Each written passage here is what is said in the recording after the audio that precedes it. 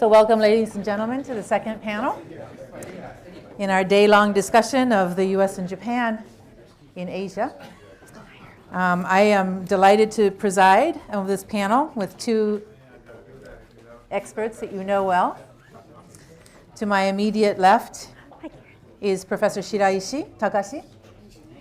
He is the president of the National Graduate Institute for Policy Studies in Tokyo and also the president of the Institute for Developing Economies, sponsored by JETRO. To his left, you all know well, is Elizabeth Economy. Liz is the CV Starr Senior Fellow and Director for Asia Studies here at the Council on Foreign Relations. I want to remind our audience that this is on the record, that we are live streaming this event. So it is not a not for attribution meeting, but it is in fact being broadcast around the globe to members, not only in the United States, but in other parts of the world. So welcome. This is a conversation that we're going to have about the Japan and the United States in Asia. We labeled it Japan, the United States, and a Rising China.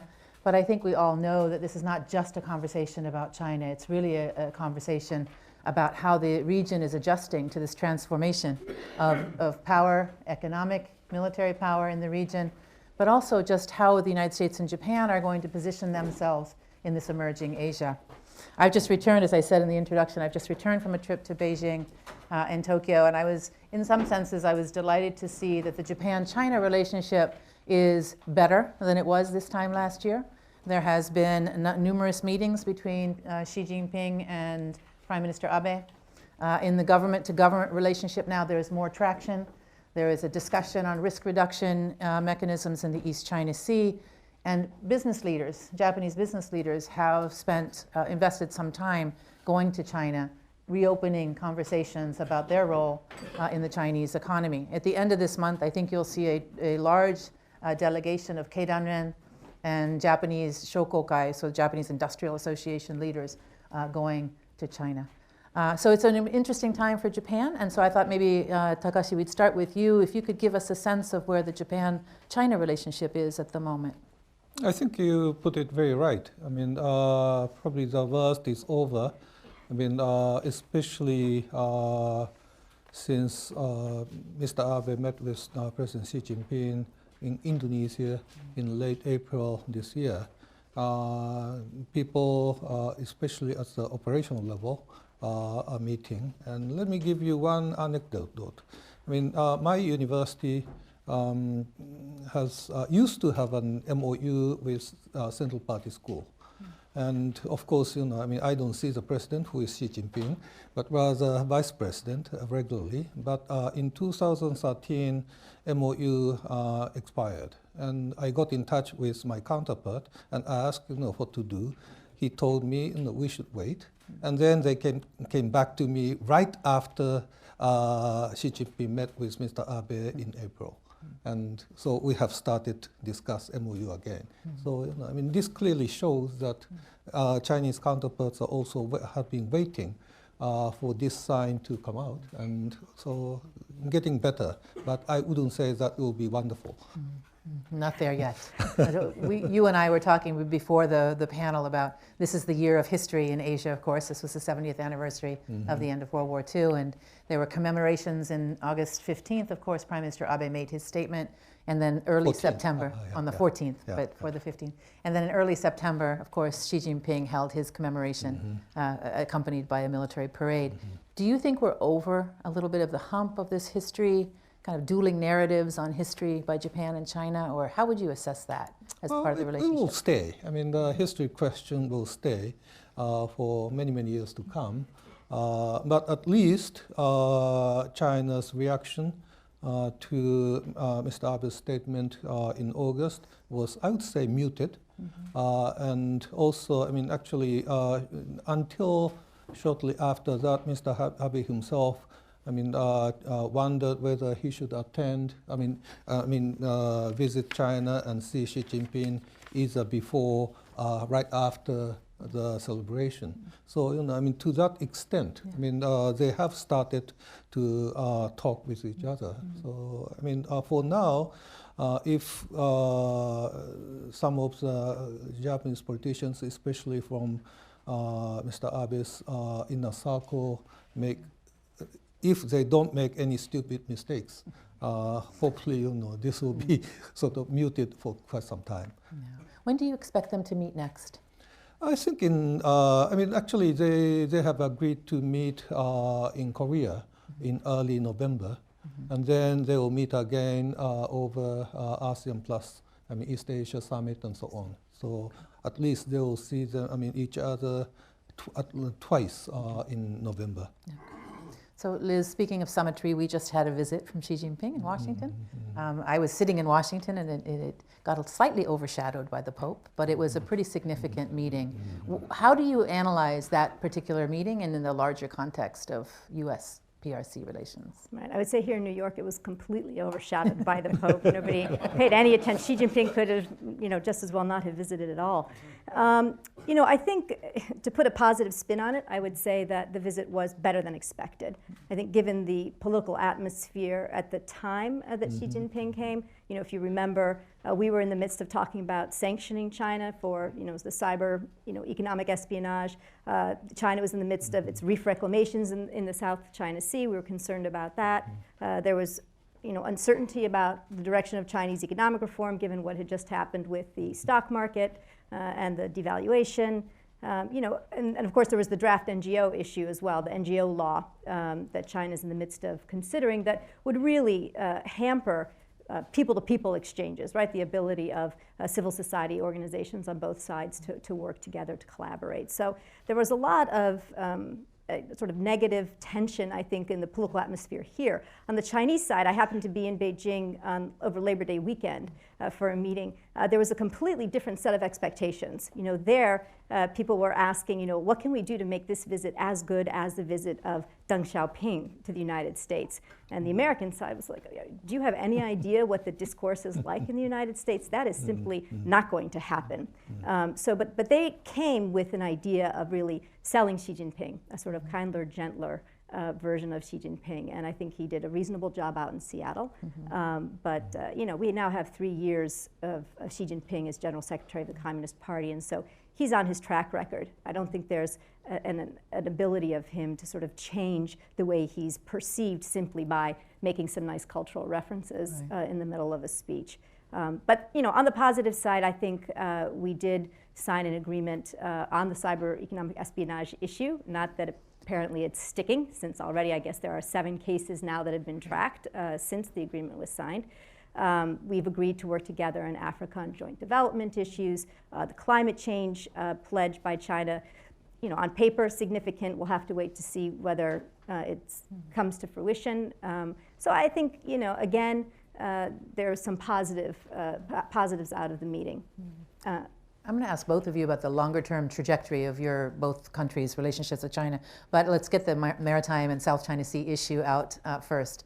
So the United States, I was in Tokyo, and even in the meeting, which was a trilateral meeting of Japanese, Chinese, and Americans in Beijing, there was a lot of, the Japanese team was pretty critical of the United States for not doing freedom of navigation operations earlier, and that was the prevalent opinion that I've been hearing from Tokyo for a long time. So Liz, we did it. Do you think it matters?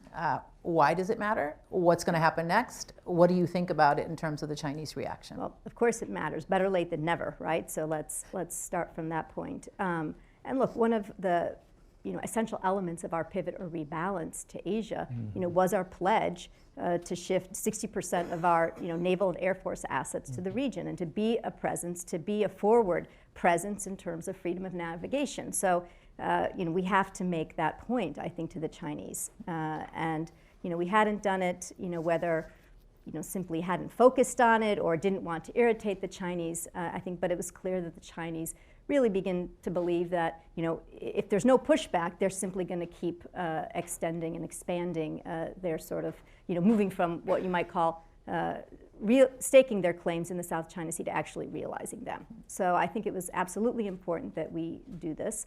I think it's important that we also, start sailing within the 12 nautical mile zone of other countries like Vietnam and the Philippines that have also undertaken this kind of reef reclamation activity, and that we, consider doing it jointly with other countries. And I think one of the great things that's emerged over the past few years within the South China Sea is that it's not all about the United States and China, that you now have Japan having relations with India and Vietnam and Australia and all these countries starting to form their own, if not formal defense alliances, at least having very serious discussions, undertaking some military exercises. And I think that's an important way to change the dynamic and to reduce, in some ways, to reduce the tension between the United States and China, and to take away from China that narrative that this is all about the U.S. and the U.S. is causing this by its pivot and rebalance. It's emboldening the other powers in the region. So I think that this was an important first step, but it needs to be followed up by some more actions. Yeah. Takashi, when I was in Tokyo, somebody said to me, one of your senior government leaders said to me, what the United States and Japan need to do is remove the opportunities for China. And we have to be very careful in thinking about how we do that together. In other words, opportunities for China to push at us. We just have to close doors and close opportunities the best we can. Is that how you see the situation in the South China Sea, not or exactly. do you see it a different way? Actually, I don't expect the Chinese government to back down from building islands as well as building airfields and so on. But at the same time, we very much welcome American action, recent freedom of navigation. But what we are looking at is the next step China might take. I mean, especially whether they are going to build, build a new island, so to speak, in Scarborough area, and build airfields and so on.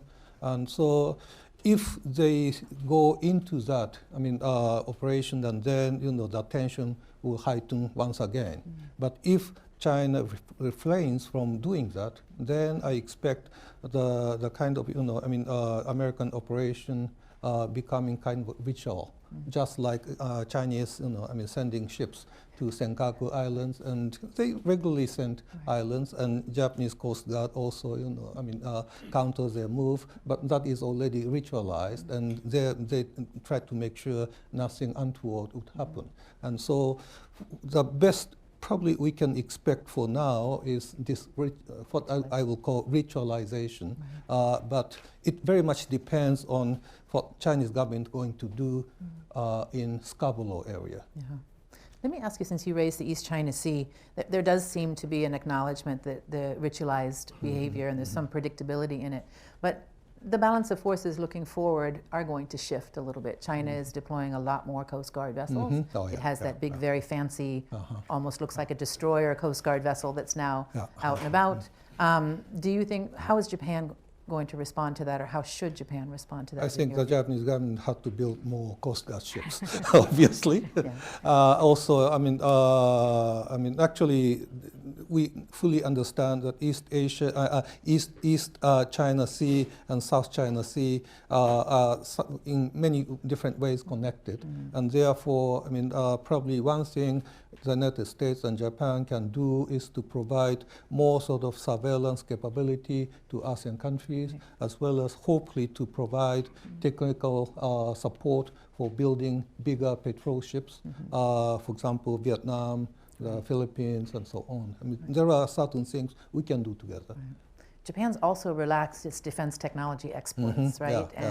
We are going to watch and see, for example, the conversation with Australia ongoing for the purchase of Japanese submarines, but there's other things in the pipeline that may also be a little bit more of a military nature in terms of the Southeast Asian states' desire for interaction with Japan. So it's still an open, open area for the Japanese to move forward. Liz, just to move out of the maritime issue for just a second and think about the broader trajectory of U.S.-China relations, when you look ahead, not just summit to summit or next month or the month after, what do you see as our biggest challenges, and where do you see the opportunity for us to either work with Japan or work with others in the region to manage these challenges? Well, I think the U.S.-China bilateral relationship has sort of moved into sort of three buckets of issues, as I see it. And the first has to do with, I think, the uncertain trajectory of what's taking place within China, right? And so, what's happening in terms of its domestic political reform and its economic reform, and what opportunities and challenges, does this process present for the U.S. And for others, I think. And so I'm perhaps not quite as sanguine as the first panel about the future of Chinese economic reform. I don't think they have it all sort of managed well. And I think the issue, again, with the stock market crash, but also, SOE, the state-owned enterprise reform guidelines that came out were not nearly as significant, I think, as many people here hoped.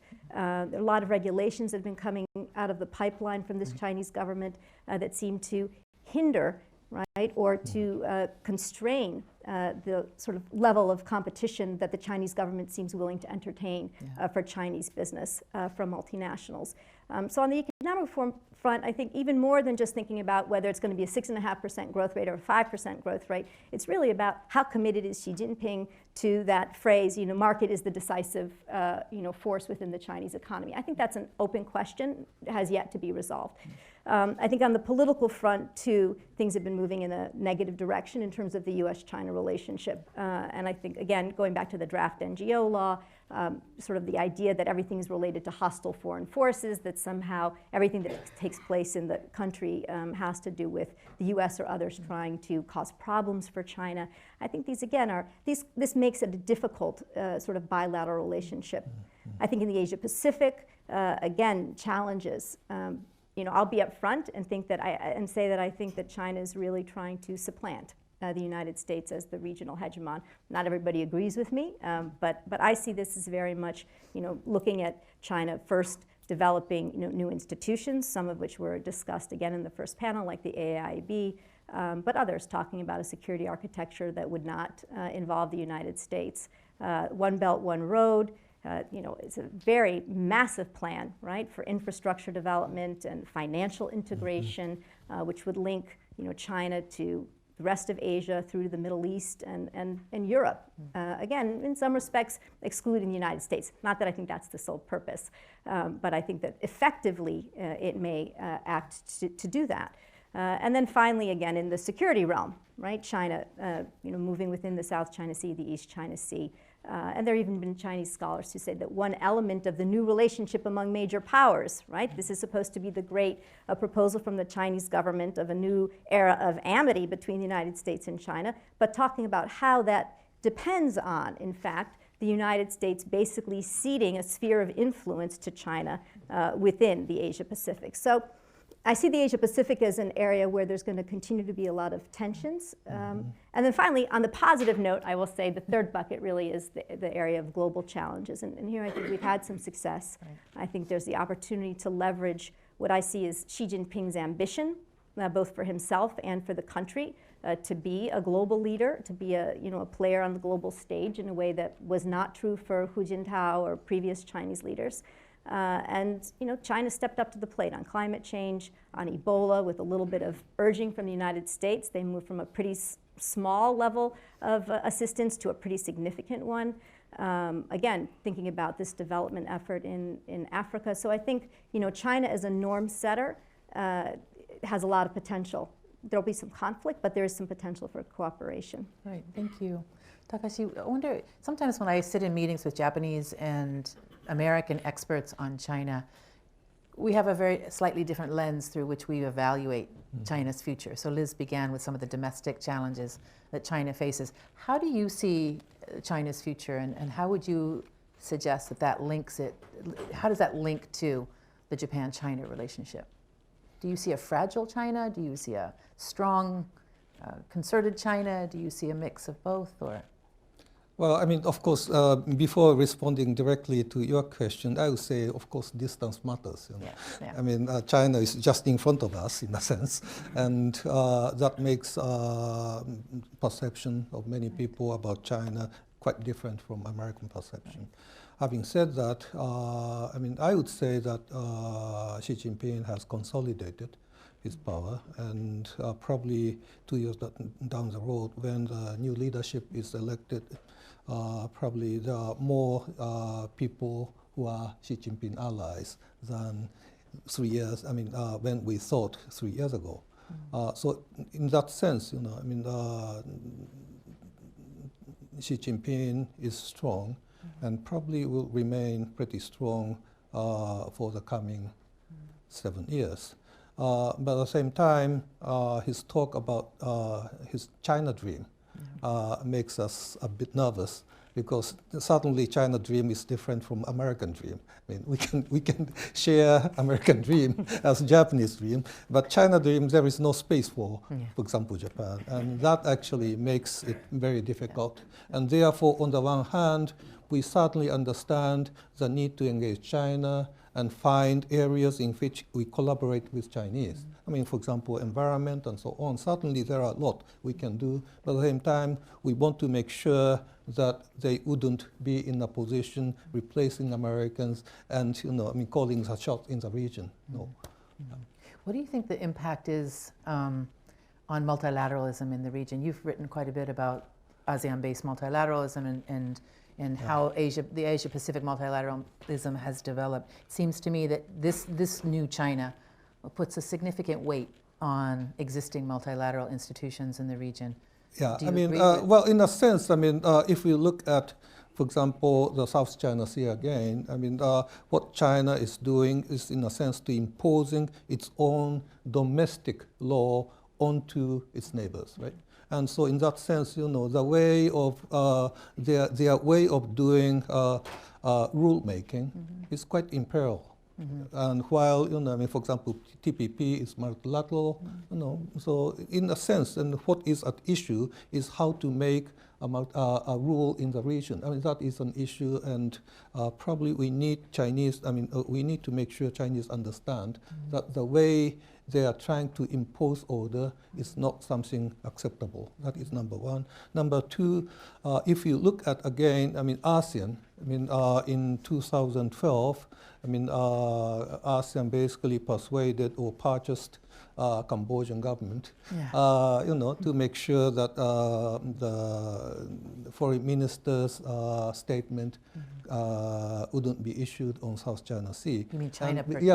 And therefore, I mean, sort of undermined ASEAN unity and so on. And long term, I think, it is not the right move, because, I mean, ASEAN Plus processes are quite useful for region building, not only for, United States and Japan, but also for China. So I think, they are a bit short-sighted about this issue. Do you think Japan can counterbalance that tendency somewhat with ASEAN, or? Yeah, I mean, actually, Japanese government policy is basically to support ASEAN unity as well as promote ASEAN integration. There is no question about that. But at the same time, if you look at ASEAN countries, there is a kind of sort of bifurcation in their grand strategic moves. I mean, Thailand, Laos, Cambodia, and maybe Myanmar. I mean, they are, quite comfortable with China, and they don't have any territorial issues with China, while Vietnam, the Philippines, Malaysia, Indonesia, and the Philippines so go different way. So in a sense, ASEAN is now sort of at a very critical moment themselves. So finally, before we open to the audience, I thought maybe we should talk a little bit about what each of you think the US and Japan can do together, and what our priorities should be. And can we calibrate our priorities, or should we just independently just discuss where our priorities lie and make sure that we're complementary? How do you see the future of the US and Japan, Takashi, on China? Well, actually, I would say that TPP, concluding the TPP was a big, important step. And in a sense, that underlined American commitment to rebalancing, not only in military sphere, security sphere, but also in economic. And that is very much welcome for us. And I only hope that TPP will be ratified in due course, and Americans remain committed in the region. And actually, then there are a number of things we can do together.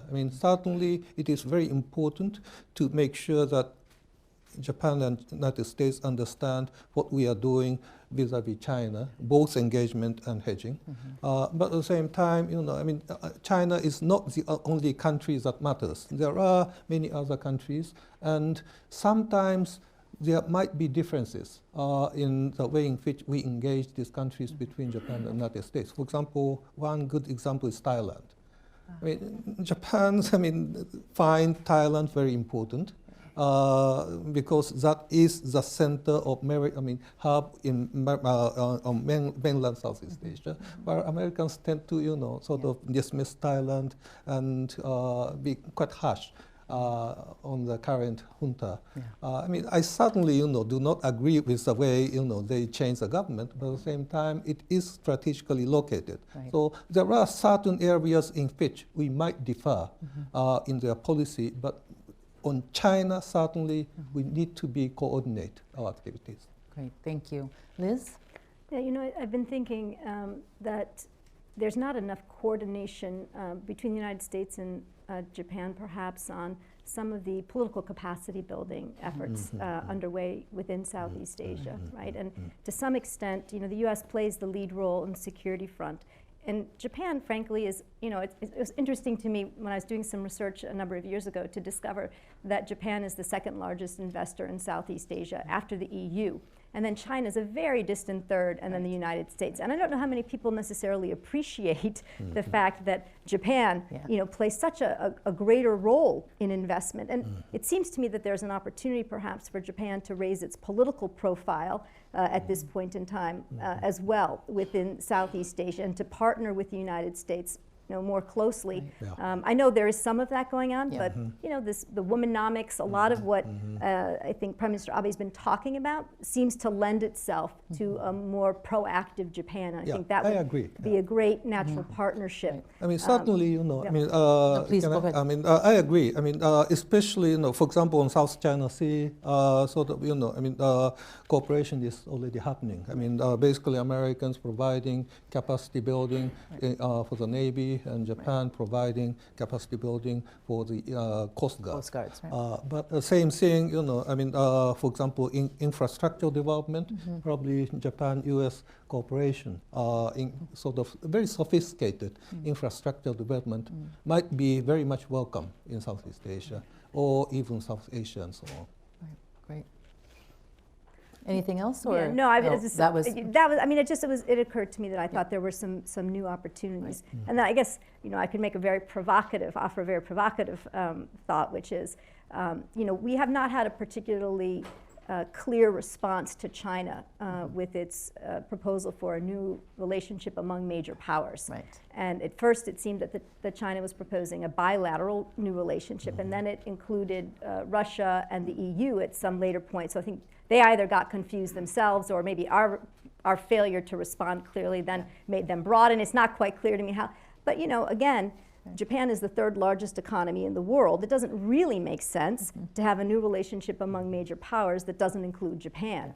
And so one response to a Chinese proposal for a new relationship among major powers might be, we are in fact interested, but let's talk about who those major powers might be, and Japan should certainly be one of them. So that was just another. You'll be heartened to hear that was largely some of the commentary at the trilateral we had in Beijing, which was, most of our China experts on that, in the American China experts, were telling Chinese colleagues that the relationship between Japan and China would underpin the future stability of the Asia Pacific, even more so than the China-U.S. relationship. And so I think, there have been waves of advocacy on the trilateral Japan-China-U.S. relationship. I think there's a real reason now to think about either formalizing it or at least investing in a lot deeper track 1.5 kinds of conversations on that trilateral, because it balances out. It doesn't allow Beijing in some ways to talk to us but not talk to Tokyo, or the other way around, right? And I think that frustration in Tokyo has been very, very high in the last couple of years when the tensions were so high between the two countries. So it's time for the audience to join the conversation. We have until noon, but I'm going to end very sharply at noon. There'll be a mic and a person coming to talk to you. Please identify yourself. There's a gentleman right there in the back row, ready to go. Hello, Matthew Herlock. I'm a lawyer. My question would be, China understands power, military power. For Japan to be meaningful to China in that regard, there has to be Japanese military power. I understand the history and all the caveats around that.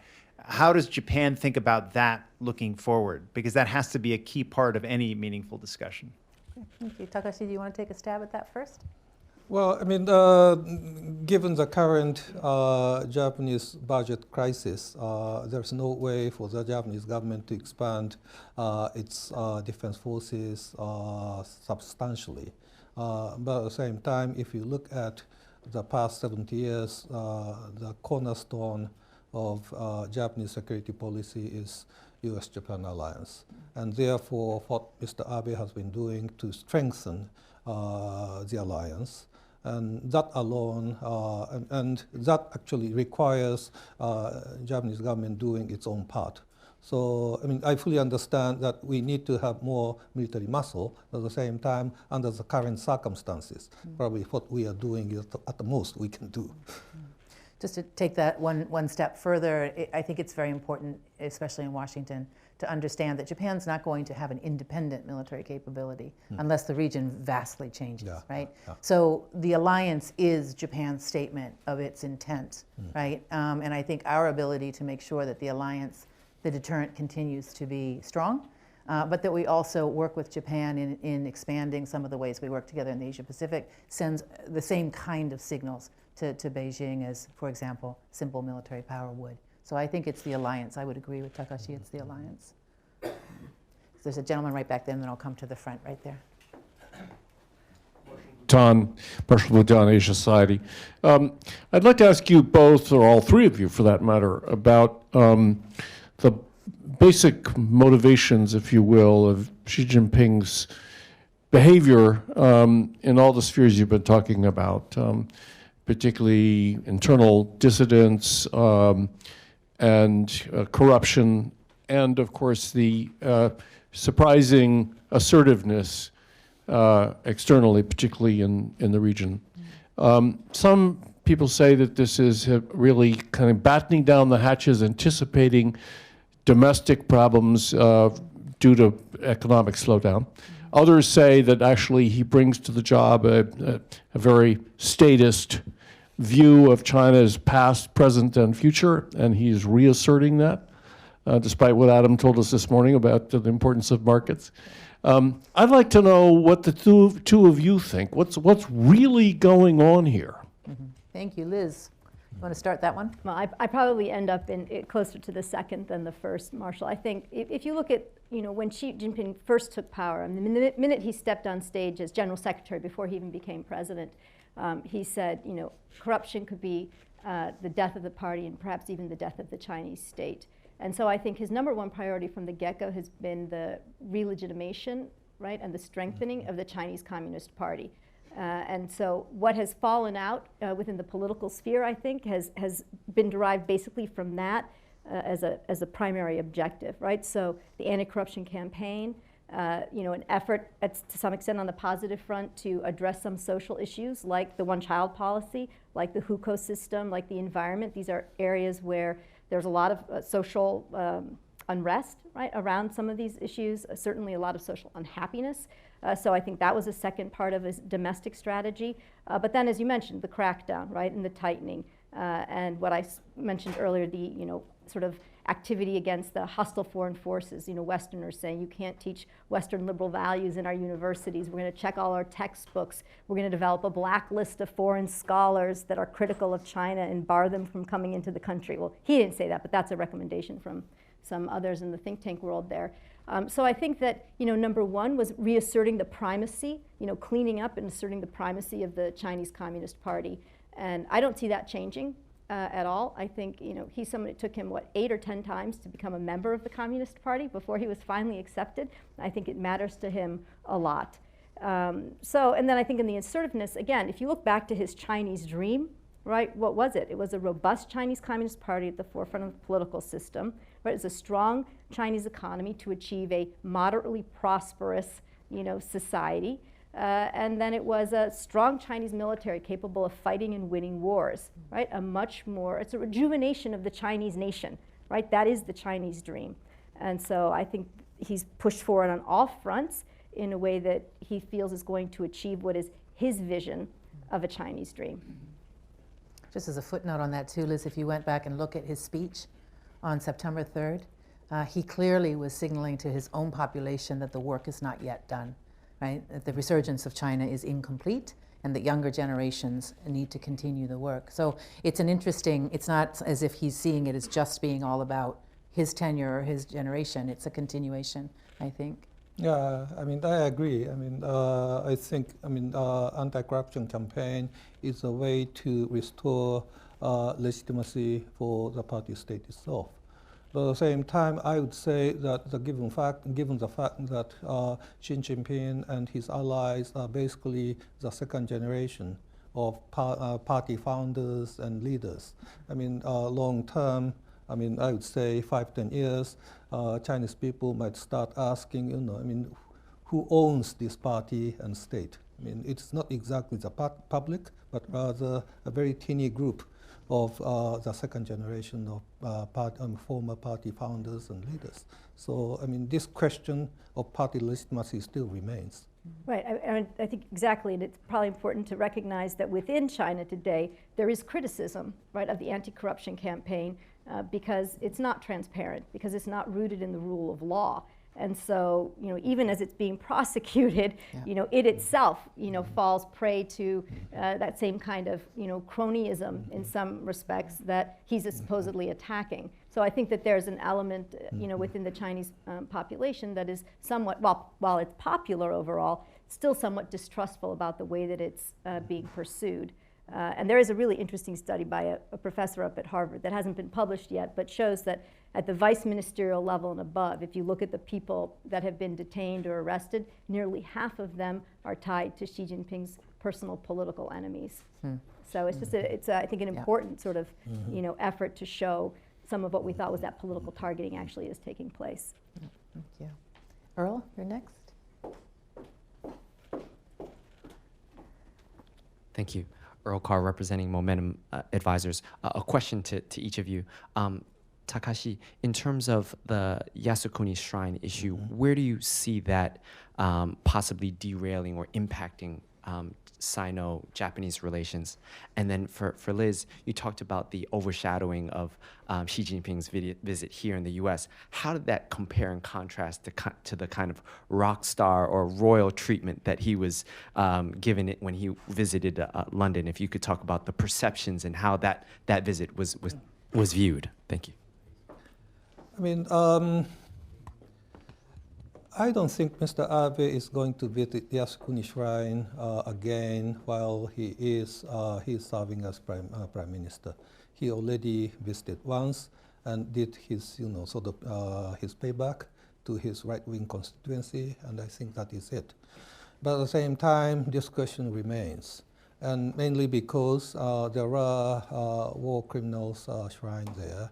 And even though I know that several prime ministers tried to persuade the Yasukuni Shrine priest to sort of separate this, whatever, from the rest, they are not doing that. And so what is really what has happened now?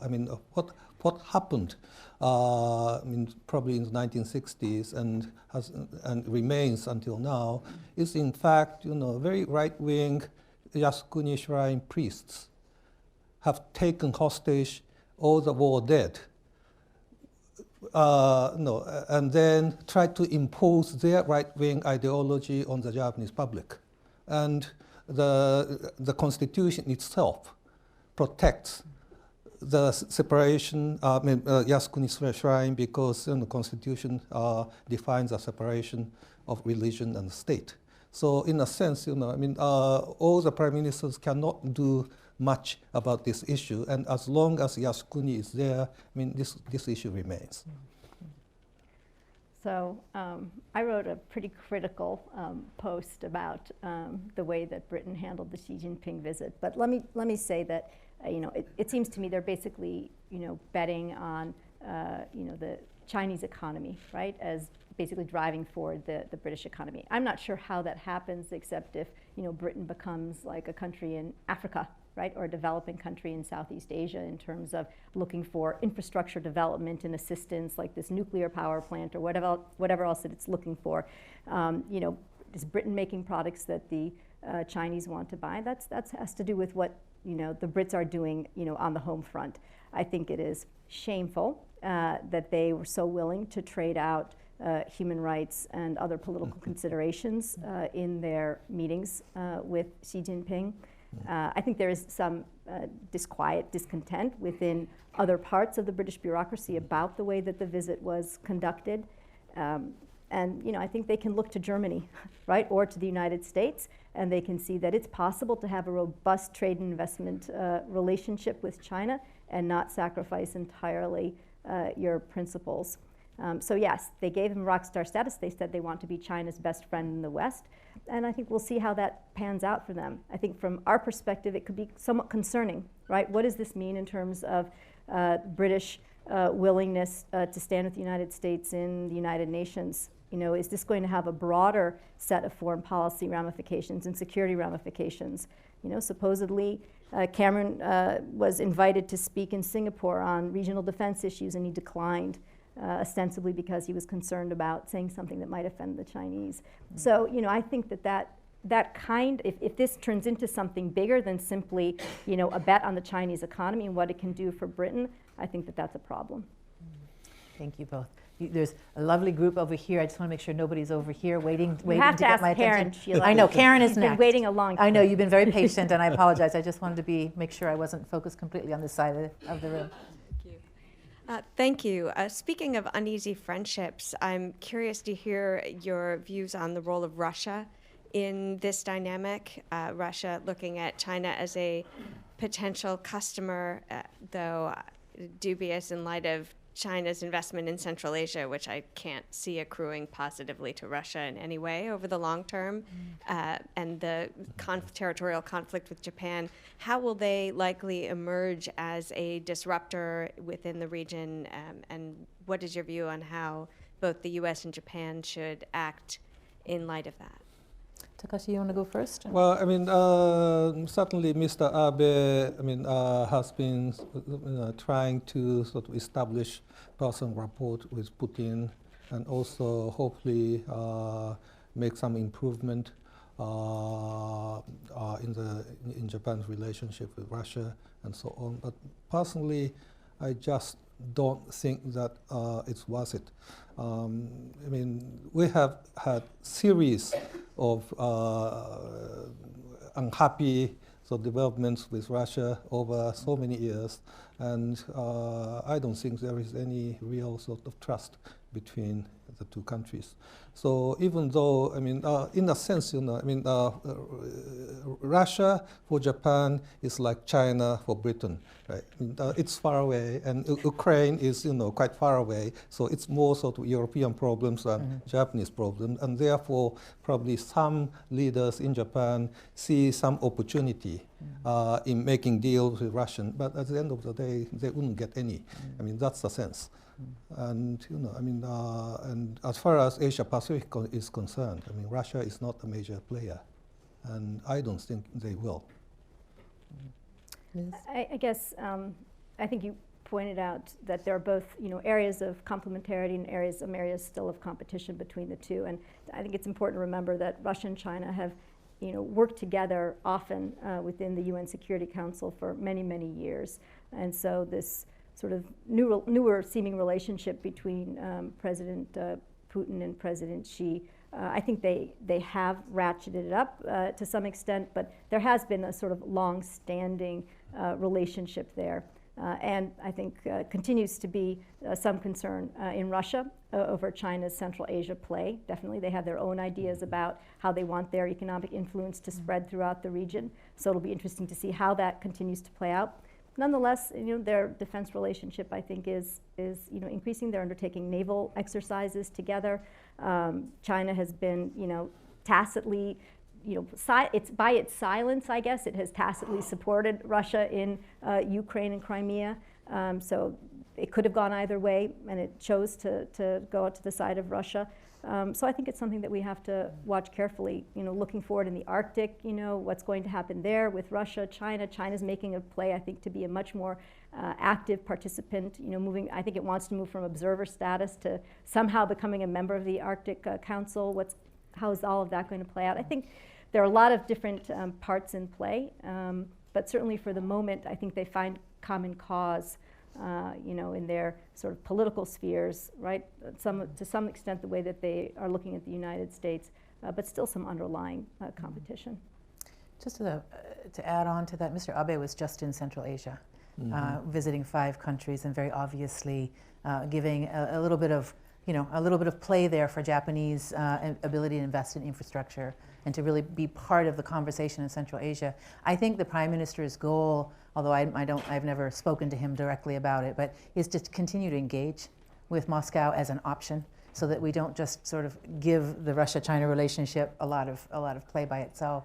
I don't know that the territorial dispute between the 2 countries will ever be resolved, quite frankly. I'm very optimistic, especially when the Russians are putting added military power on the islands at the same time that they claim to have a diplomatic dialogue with Japan. But I think for Mr. Abe, it is just one more card, potentially in a number of cards that he's trying to create for Japan. Okay. We've moved to that side of the, there you go, sir, yes. I'm at NYU. We're pretty close to a presidential election here. And despite this miscellaneous group of potential candidates or potential presidents, I think a general consensus that this administration has punched below its weight in Asia and in Europe and in the Middle East. Would you, and any of you, care to speculate about what a more assertive American strategy in Asia might mean for U.S.-Japan relations in particular? Everybody's looking at me. No, So, yeah, I'm going to let you talk on this, but I will say, Michael, I probably don't agree with you that we've punched below our weight in Asia. Yeah. I'll put that out there, but go ahead, Sheila. This is kind of your area. So I will agree that I don't think we've punched below our weight. I think some of what we've tried to tackle, TPP being the most obvious, has been hard and tortured process. I think to a large degree, though, the United States and Japan have found common ground in TPP. And frankly, if Japan hadn't committed to joining TPP, we wouldn't be where we are today. So I agree with Adam Posen on the previous panel. This is as much about U.S.-Japan leadership of the process as it is about ours. But I think, you know, to be fair to the Obama administration, I think they've accomplished a lot that doesn't get a lot of attention. And I think what does get attention is, are we going to do freedom of navigation in the South China Sea? The kind of critical moments, where are you? And it's easy, I think, for people on the other side of the fence to criticize the president for being measured and to try to play the diplomatic side and to work through the conversation with Xi Jinping. I think the Obama administration is very well aware of the complexities of this moment and the expectations, particularly of allies like Tokyo, of the United States.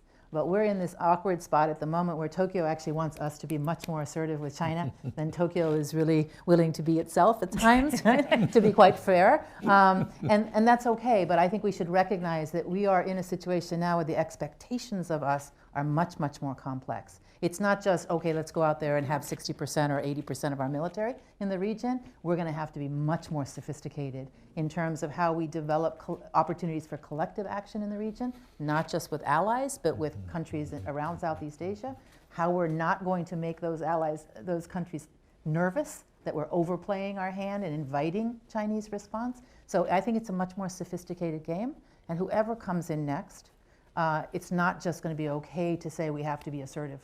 We're going to have to figure out where and when and how we convince the Chinese that the stability of the Asia-Pacific is really in their interest as much as it is in ours. So I would just say that, yes, the Obama administration has had some challenges. Some of them, you know, maybe they could have played it slightly different in hindsight, but I'm not sure that the next president is going to have it any easier, whichever party it is or whichever candidate wins the election.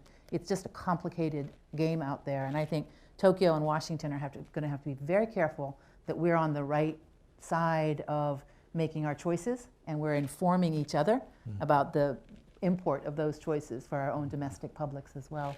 I don't know, Takashi, do you want to, please feel free to jump in on the American election and how you evaluate where we are today and what we could do better. I think Well, I mean, to be honest, I mean, there is a general sort of view in Japan that whoever becomes a president, his or her position on China will be tougher.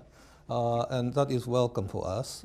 But at the same time, it is important for any American president to engage the larger sort of region making, especially how to engage ASEAN Plus processes, and also actually we understand the importance of sort of the American-centered hub-and-spoke security system being made into a kind of network, and that is also very important. So on these two scores, I mean, Japan and the United States can cooperate very closely. I will say, just as a funny anecdote about expectations of us, of course, already in Tokyo, everybody's trying to figure out which candidate is coming and who their Japan advisors might be or who their Asia policy advisors might be. So it's a very busy time right now in Tokyo, and when they're thinking about Trump or Carson, it's a very difficult thing to try to imagine who the Asia policy advisors could be for the future. But anyway, I was going to say, it's hard for all of us too, I betcha. Jim Gannon, I think you were next. I'm sorry, Jim Gannon with JCI. I had actually a similar question there, and you brought up Ukraine and Syria and the U.S. response to that, or how U.S. perceived it responding, but also with domestic politics making U.S. leadership so hard in foreign affairs. What are perceptions of U.S. credibility in terms of the U.S. deterrence and the pivot in Japan and China right now, and tie that into the presidential election as well, please? I think, I mean, American rebalancing or pivot will stay, and in a sense, I mean, TPP is a big plus for, understanding.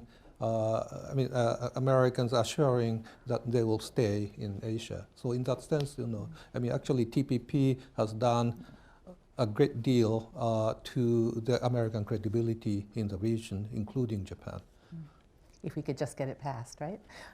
We're going to have time for one more question, and this gentleman right here has been very, very patient. So the floor is yours. Thank you very much. Just very brief question.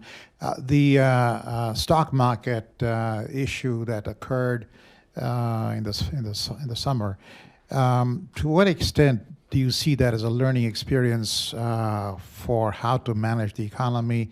And how important is it for the rise of China that it learns that markets have animal spirits that you cannot control? They like to control everything, but this is one thing they will have to learn that they cannot. Yeah.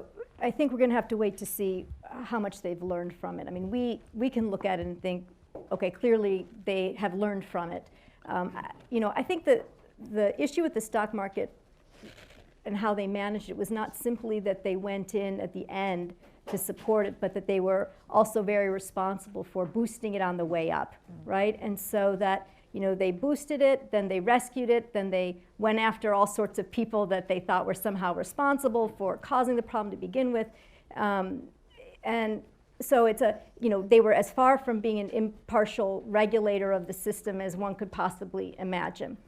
And I think, again, it goes back to the issue that I raised earlier. I think we are right to wonder about Xi Jinping's personal commitment to market. And I think his advisors are committed, right? The people like Liu He and others are committed. I'm not sure that he is as committed. If you look back at what he would write when he was party secretary in Zhejiang, he talked about the need for the state to work with the market, hand of the state and the hand of the market. But if you look at the list of things that he had that the state hand was supposed to manage, it was a lot longer than the ones that the market part was supposed to manage. And so I think that there's an issue there about his willingness. And for somebody who has consolidated control, who sits on top of all of these different central leading group committees, who is cracking down on the political sphere, that is somebody who wants to be in control. Right? And so, not to get too deeply into psychoanalyzing, right, President Xi, but I do think that there is something about not only probably his way of viewing the economy, but also his personal desire to be able to control what's going on in the country that probably means there are going to be more lessons like the stock market lesson before the lesson is actually learned. That would be my prediction anyway. Takashi, there was a lot of talk here in the United States about the kind of eye-opening moment of this summer, right? Then there was some questioning about the competencies of Chinese economic management. Did you, in Tokyo, did you and others really read the situation the same way? How did you see the summer events in terms of what it means about the Chinese management of their economy? Well, actually, probably we more or less saw the stock market episode as Americans did. But at the same time, there is a kind of observation, for example, among ITE China watchers, whether China might actually let Chinese yuan to depreciate, not just 2 or 3%, but rather probably in the coming 1 year 10% or something. And so they are worried about the sort of impact of that on Japanese economy as well as Southeast Asia. And another thing actually is, given the fact that Mr. Xi Jinping is now serving as heads of so many small decision-making groups. I mean, and still he only has 24 hours a day, and he may actually make mistakes in many different areas. I mean, that actually worries us. Yeah.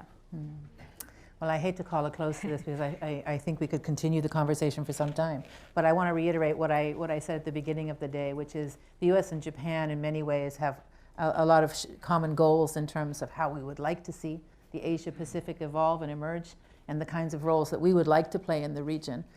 We've talked a lot about China, and we've used this shorthand of China's rise. It's a very adaptive process, but I think we need to be very conscious that we're both trying to adjust and adapt as we pursue those goals together. So these kinds of meetings and these kinds of conversations are very, very valuable for all of us. Thank you so much for joining us. Thank you. Thank you both. Thank you.